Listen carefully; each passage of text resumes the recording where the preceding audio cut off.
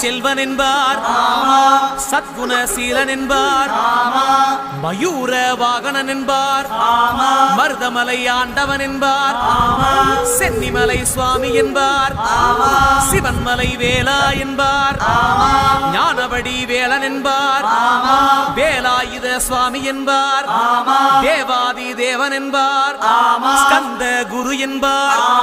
அவ்வையிடம் ஆசி பெற்றவனாம், அப்பனுக்கே பாடம் சொன்னவனாம், கார்த்திகை பெண்ணிடம் வளர்ந்தவனாம், தேன் தமிழ் காத்த தெய்வமாம்,